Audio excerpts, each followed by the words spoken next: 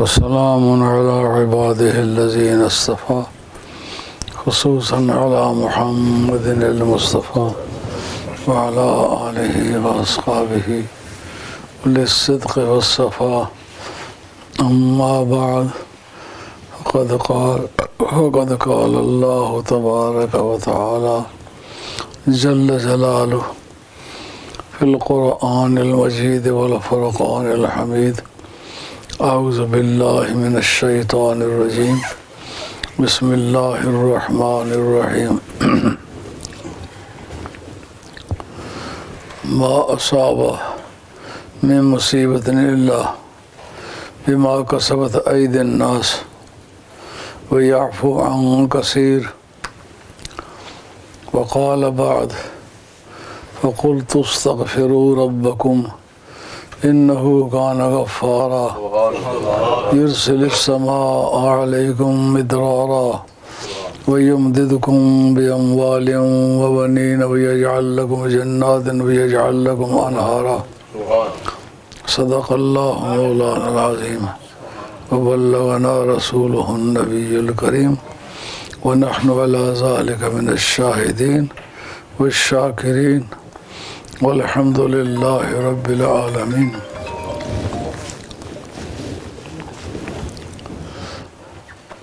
الصلاة والسلام عليك يا سيدي يا رسول الله وعلى آلك وأصحابك يا حبيب الله. الصلاة والسلام عليك يا سيدي يا رسول الله وآلك وأصحابك يا حبیب اللہ.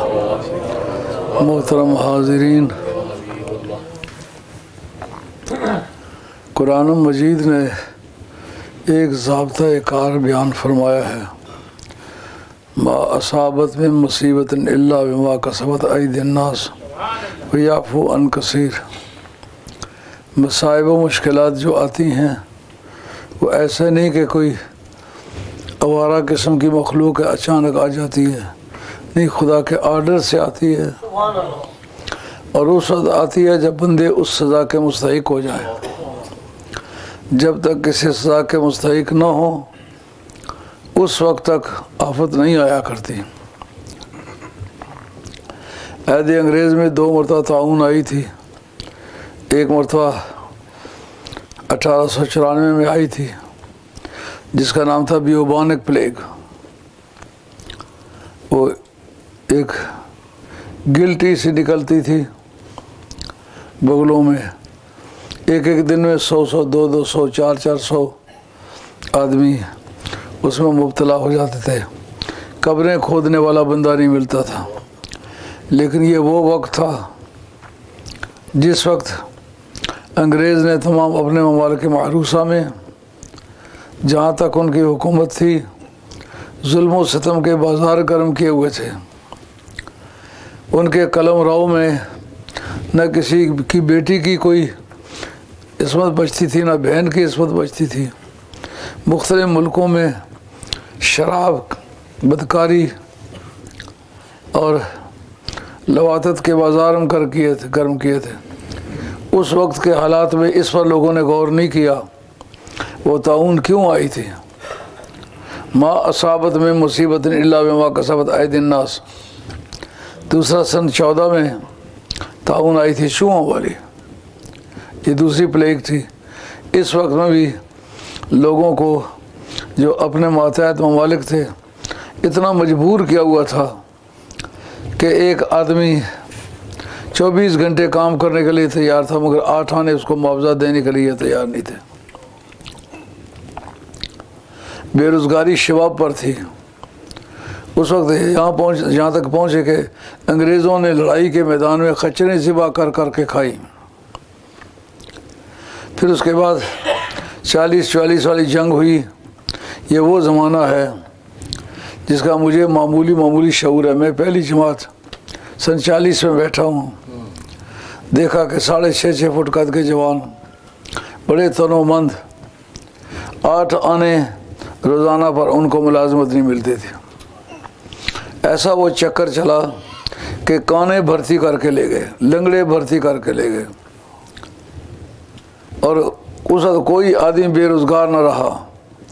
جس وقت کوئی قوم ظلم کرتی ہے جس طرح کا ظلم کرتی ہے اس طرح کی سزا آتی ہے. اس کا نام ہے قانون مکافات، یعنی ساری عدالتیں ساری حکومتیں اس کے ماتحت ہیں. کوئی قانون مکافات اللہ تعالیٰ کا جو ہے وہ کسی حکومت کے ماتحت نہیں ہے، وہ سب سے اوپر والی طاقت کا نام ہے. جب وہ عذاب آتا ہے تو وہ ٹال کوئی نہیں سکتا. اگر اس کا حل ہے تو صرف توبہ ہے. نوح علیہ السلام نے اپنی قوم کو پہلے یہ لیکچر دیا تھا، فَقُلْتُ اسْتَغْفِرُوا رَبَّكُمْ إِنَّهُ كَانَ غَفَّارًا. یہ لیکچر قرآن مجید سورہ نوح کے اندر موجود ہے. ہم نے لوگوں سے یہ کہا اپنے رب سے استغفار مانگو، گناہوں کی معافی مانگو. معافی مانگنے کا یہ معنی ہے التوبہ یہ الندامت علی ما مضی من المعصیہ ما عدم الرجوع الیہ مع الیقین بانہ یغفر اللہ.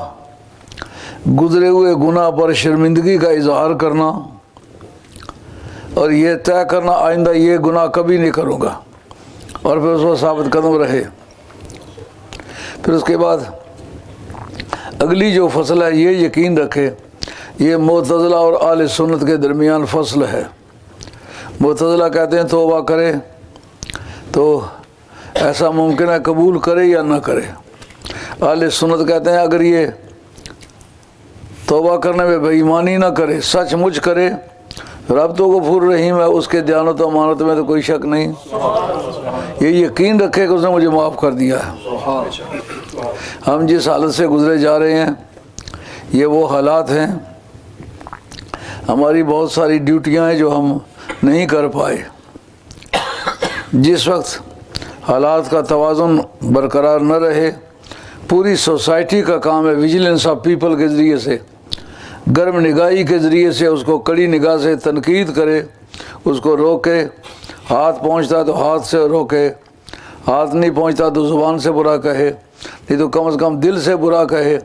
احساس معصیت اس کو ہو یہ گناہ ہے جو ہم کر رہے ہیں. اس کی مثال بہت بڑی واضح مثال ہے حضرت ایوب علیہ السلام کی. ایوب علیہ السلام اللہ کے پیغمبر تھے.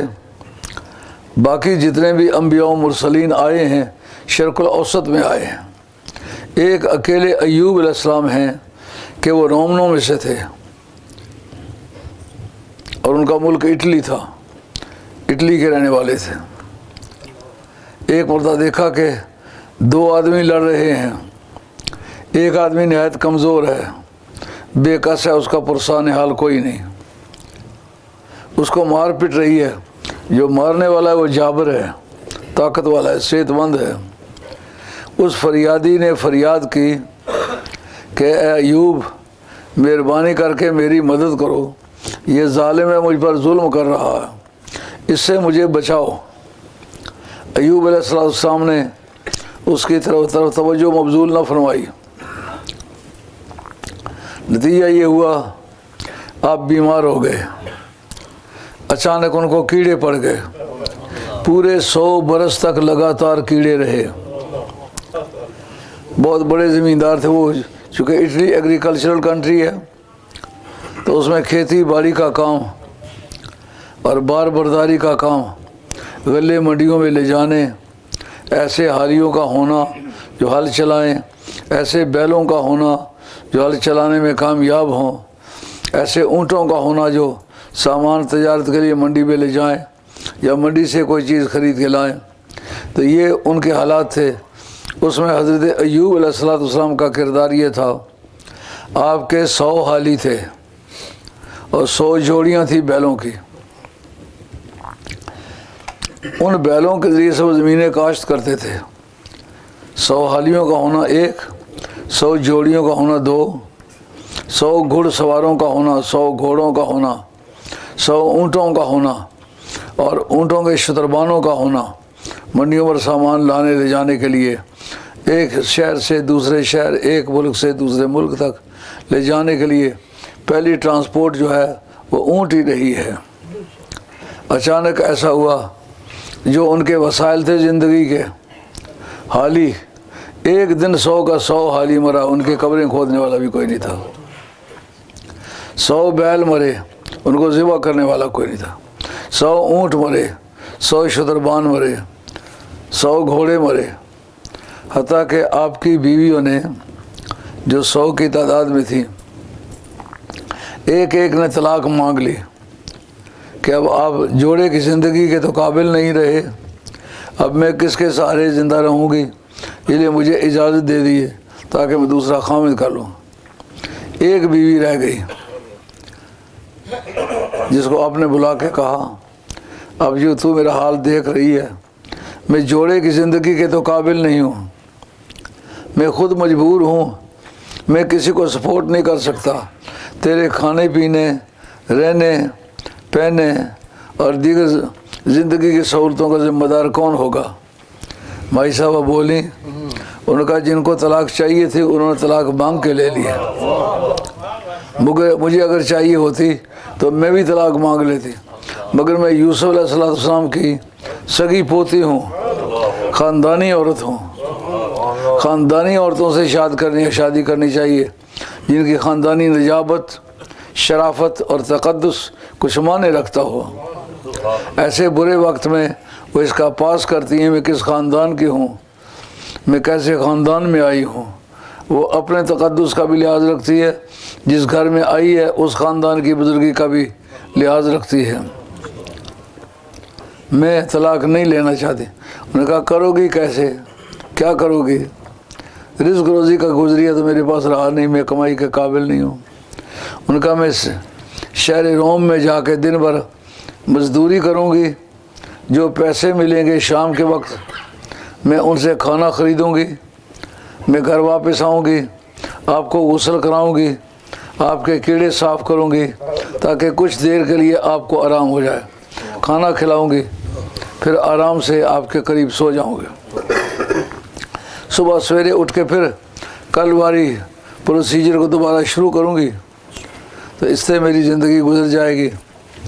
آپ نے کہا اس سے زندگی گزارنا بڑا مشکل ہے، میں سمجھتا ہوں تیرے لیے طلاق لینا بہتر ہے۔ انہوں نے کہا نہیں، یہ میری ضرورت کی چیز ہے، اپنی ضرورت کو میں بہتر سمجھتی ہوں، اگر مجھے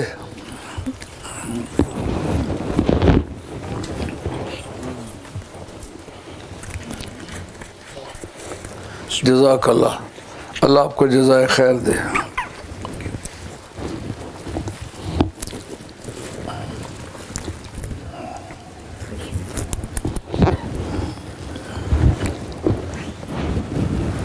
تو آپ کی زندگی اس طرح گزرنے لگی۔ اس کی تہ میں واقعہ کیا تھا؟ ایک مظلوم جو مدد کا حقدار تھا، ایوب علیہ السلام جو صحت مند تھے اور مدد کرنا ان کے اختیار میں تھا، لیکن انہوں نے مدد نہیں کی۔ ہماری اور آپ کی حیثیت کیا ہے؟ پیغمبر بڑی شخصیت کا نام ہوتا ہے، خدا کی کائنات میں مخلوقات میں سے پیغمبر فرشتوں سے افضل مخلوق کا نام ہے، اتنی بڑی شخصیت کا آدمی ہے۔ رب نے پوچھا ایک غریب مسافر مسکین بے کس تھا، اس کی او فغاں کا تم نے کچھ پاس نہیں کیا، اس لیے ہم نے تمہیں پکڑ لیا ہے۔ اگر 100 برس کے بعد ایک دن آپ روئے اللہ کی بارگاہ میں کہ اے مالک و مولا، میں کتنا بھی گنہگار ہوں لیکن تجھے تو خدا سمجھتا ہوں، عقیدے میں تو میرا کوئی فرق نہیں ہے، میرے عمل میں خطا ہوئی ہے، لاکھ بار مانتا ہوں میری خطا ہے، مجھے اس سے کوئی اختلاف نہیں ہے، تیرا مواخذہ صحیح ہے، تو خدا ہے اور کریم ہے، نظام معادلت تیرے اپنے ہاتھ میں ہے۔ واقعی میری صحت کا تقاضا یہ تھا کہ میں اس مظلوم کی مدد کرتا، لیکن میں صحت کا صحیح استعمال نہیں کر سکا۔ قانون مکافات کے تحت بدلے کا قانون، قانون مکافات کہتے ہیں بدلے کا قانون، یعنی نظام کائنات میں جو عدل و انصاف ہوتے ہیں اس میں جو بے عدلی ہوتی ہے اس کا مواخذہ پھر خدا کرتا ہے۔ کوئی مت سمجھے میں نے ظلم کیے، جرم کیے، مجھے پوچھے گا کوئی نہیں، اگر نہ پوچھنے کی ضرورت ہے تو صحیح سچے دل سے توبہ کر، توبہ اس کا توڑ ہے۔ اے مولا کریم میں تیری بارگاہ میں سچے دل سے توبہ کرتا ہوں، مجھ پر مہربانی کر۔ یا 100 برس ہو گئے مجھے کیڑے رات کو سونے نہیں دیتے، دن کو آرام نہیں ملتا، تیری عبادات میں بھی مجھ سے کوتاہی ہو رہی ہے، اگر تو فضل فرمائے تو تیری شان کے لائق ہے۔ اللہ کریم فرمایا اور کو برجلی کا حضا مختصر بارد و مشراب، زمین پر ایڑیاں رگڑ 2 چشمے نکلیں گے، ایک چشمے کے پانی سے نہا لے، دوسرے چشمے کا پانی پی لے، پینے والے پانی کے ذریعے سے اندر کی بیماریاں ختم اور نہانے کی وجہ سے باہر والی بیماریاں ساری ختم۔ اللہ نے نہ صرف ان کی بیماری دور فرمائی بلکہ ان کی جوانی انہیں واپس کی۔ اسی طرح صحت مند، برنا، توانا، صحت مند، سروکامت نبی سارے حسین ہوتے ہیں۔ حسن نبوت کے ضروریات میں سے ہے، کیونکہ حسن صورت کو قبول پیغام میں دخل ہے۔ مرزا قادیانی کو جھوٹا کہنے کے لیے یہ بھی کافی ہے کہ انتہائی بدصورت آدمی ہے۔ اگر اچانک کسی کے سین میں جا کے گھسے تو لوگ سمجھیں کوئی چڑیل آ گئی ہے۔ نبی انتہائی خوب شکل ہوتے ہیں، تو ایوب علیہ السلام جیسا صحت اور جوانی میں خوب شکل اور صحت مند تھے، اس طرح سے تنو مند اور توانا ہو گئے۔ جب مائی صاحبہ رات کو واپس لوٹ کے آئیں تو دور ہی کھڑے ہو کے رونے لگے۔ انہوں نے کہا بھلے میاں یہ پیغمبر کا گھر ہے، ادھر کہاں گھسے ہو، اور میں پیغمبر کی آبرو ہوں، میری عزت پہ مت ہاتھ ڈالیو۔ ان کا مکان کہیں آبادی سے الگ تھلگ تھا، بادشاہی محلات کی طرح تھا، اس میں اور کسی کے آنے جانے کا کوئی چانس نہیں تھا۔ تو اتنی دیواریں پھاند کے آیا کس طرح ہے؟ میں تجھ سے پوچھتی ہوں کون ہے تو، کیوں آیا ہے؟ اور میں ایک بے کس عورت ہوں، 100 برس ہوئے میرے خامد کو کیڑے پڑے ہوئے ہیں، 100 برس ہو گئے مجھے بازار میں مزدوری کرتے ہوئے، تو اب میرے اس چلے کو نقصان نہیں پہنچانا۔ حضرت ایوب علیہ السلام مسکرائے۔ آپ فرمانے لگے تو ایوب کو پہچانتی ہے؟ ان کا پہچانتی کیسے نہیں ہوں، 40 برس کے ہیر پھیر میں ان کی بیوی بن کے رہی ہوں۔ ان کی شکل یاد ہے؟ جی شکل یاد ہے۔ کیسی شکل تھی؟ ان کا آپ جیسی شکل تھی، آپ بھی اس سے رو پڑے۔ ان کو کہتے ہیں اشک مسرت، خوشی سے رو پڑے۔ خوشی سے بھی رونا آتا ہے، جیسا کہ انگلینڈ سے ایک بچہ 10 سال کے بعد ماں سے ملنے پاکستان گیا تو ماں دیکھ کے دھاڑے مار مار کر رونے لگتی ہے، وہ اشک مسرت ان کو کہتے ہیں۔ تو حضرت مائی صاحب بھی روئیں، قریب آ گئے، فرام میں ایوب ہی ہوں، اور یہ جو پانی ہے میری آڑیوں کا ہے، یہ پیا ہے اور اس سے نہایا ہوں۔ اللہ نے مجھے صحت بحال کر دی ہے، میں نے سچی توبہ کی اس کی بارگاہ میں، اللہ نے مجھے معاف کر دیا۔ تو اس وقت دیکھا 100 برس ایک عورت پر گزرے، اس کے دانت سلامت رہتے ہیں، بال کالے رہتے ہیں، پہلے 40 برس بیوی بن کر رہی ہیں، بیوی ہونے سے پہلے جوان ہونے تک انتظار کیا گیا، وہ عمر بھی بیوی میں ڈالو، اب کوئی 150 برس کے قریب عمر بن گئی ہے۔ تو اس زمانے میں عورت کی عمر کی وجہ سے جو اس کی صحت پر اثر پڑتا ہے وہ پڑا ہوا تھا۔ ایوب علیہ السلام نے کہا مولا کریم میری دوسری بیوی نے مجھ سے طلاق مانگ کے لے لی ہے، اس کو میں دینا چاہتا تھا لیکن اس نے طلاق ایکسیپٹ نہیں کی، مولا کریم یا مجھے اس کی طرح بوڑھا کر دے یا اس کو میری طرح جوان کر دے۔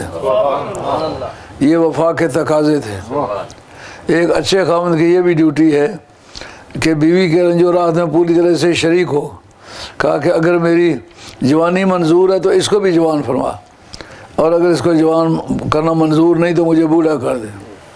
اسی وقت کھڑے کھڑے بھائی صاحب نئی صحت آ گئی، نئے سودا کے سارے خد و خال برابر ہو گئے، ایسا جیسا آج دلہن بن کے آئی ہیں۔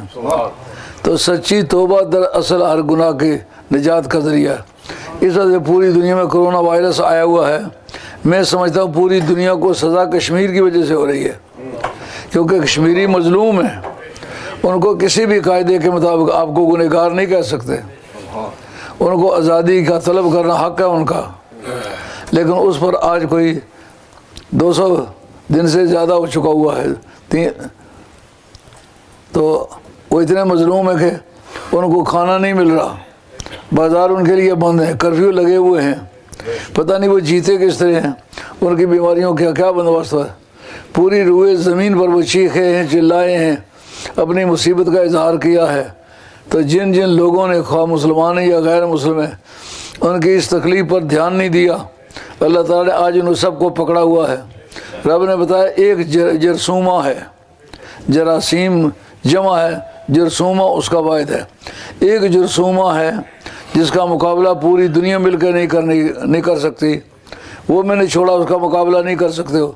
खुदा का खौफ करो, उन मजलूमों का साथ दो जो फरियाद करके रातें गुजारते हैं। बेटियां सड़कों पर अपने बच्चों को जन्म देती हैं, उस वक्त उनको खाना कहाँ मिलता है। मैं भी और आप भी बहू बेटियों वाले हैं, जानते हैं बच्चा हो उस वक्त उसको कितने सुकून की ज़रूरत होती है, कितने सहूलत की ज़रूरत होती है। लेकिन वो किन किन हालात से हमारी बेटियां, हमारी बहनें गुजर रही हैं, तो पूरी दुनिया की कानों में जूं भी नहीं रहेंगी। इसका नतीजा ये हुआ कि आज एक जरसूमा ने पकड़ लिया हुआ है, तो सारी दुनिया धाड़े मार रही है, कहते हाथ मत मिलाओ, मुल्की हदायत पर, मुमकिन पर, इम्कान पर अमल करो। मैं इससे मना नहीं करता, मगर ये ख्याल करो कि बीमारी लाने वाला या इसको ख़त्म करने वाला अल्लाह की ज़ात है। अल्लाह की ज़ात को राज़ी करने का ज़रिया तौबा है। सच्चे दिल से तौबा करो, अपने अपने मुल्क में, अपने अपने वतन में अपनी हुकूमतों पर दबाव डालो कि कश्मीरियों का जो फितरी हक़ है उनको दिलाया जाए।